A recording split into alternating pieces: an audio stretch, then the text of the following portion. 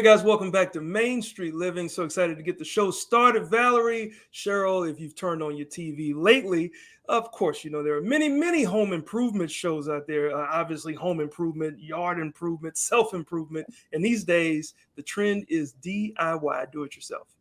Yes, which sounds like a lot of work, to be honest. But Sara Bendrick is here with some tips for how to make these projects a little more fun and maybe even find some true love in the process. Ooh, welcome.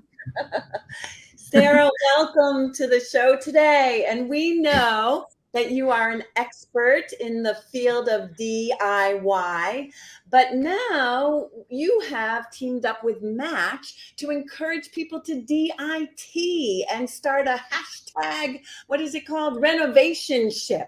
Explain what that is.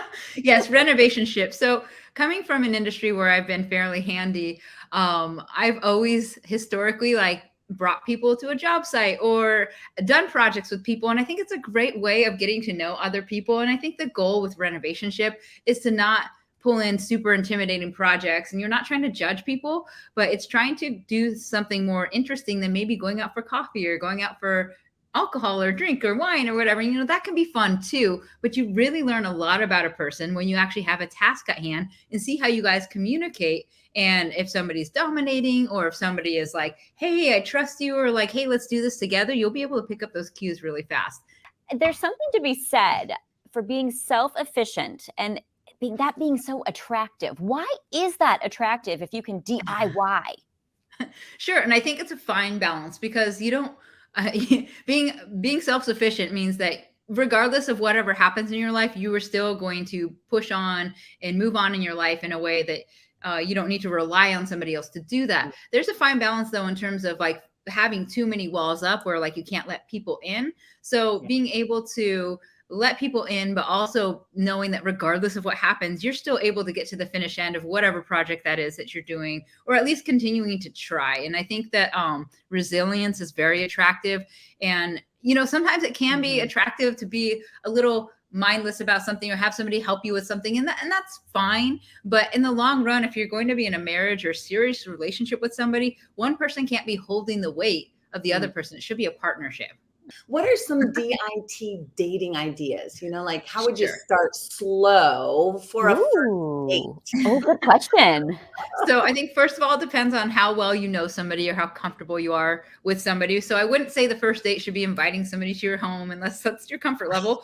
But I would say going to like a nursery or the hardware store with a project in hand and shopping for those materials, like discussing the projects you have at hand, whether or not they actually participate in that first project or not, they're still having real conversations with you. But sometimes it's fun just to be like, hey, like I have to paint my house or my bedroom, and like, let's go look at paint samples. Like, what would you like? What is calming to you? Or like, do you want a bright pink or bright orange? Or are you like, no, let's do neutrals? And like, it's just kind of fun. And it's a way to like spice up the conversation about something else. Cause for a lot of people, and like myself included, I went on a lot of dates, and after a while, just going for another cup of coffee is like, it's going to be exhausting. I know. It's just doing the same thing over and over. So it's great to mix it up and take somebody out of their comfort zone and get to know them a little bit better. And once you do get to know them a little bit, maybe you want to see how well you can work together even more and do some projects that are DIT a little deeper. So what are some other ideas that you have? Sure. So one thing you could do is like set the mood. You could hang bistro lights. That's always also like take some planning to do. You could build like a DIY fire pit. There's places that you can go and literally buy blocks, and you just have to stack them in a ring. But still, it's something that like takes some skill, but it's still like low level, beginner level. Or if you really want to pump it up, you know, you could try and build one with masonry blocks and all that fun stuff. But that just depends on your skill level. But there's so many things you can do. You can build candle holders. So you get a chainsaw and just like cut through logs that you might have in your yard and core out the center. Like, it's really not that hard. Of course, make sure you have your PPE and all of that, and like be careful of showing off, like safety first. Yes. Oh, I don't know if you want to give me a chainsaw though. Do you really want to do that? Like ring. You know what? As long as you're set up properly and you know the safety protocol, it's not that scary. It is a dangerous tool. So you definitely need to like know, like have the proper instruction. But after like you have that know-how, it's really not like something that you need to be super strong for or that's beyond like our ability. It's just like a new thing.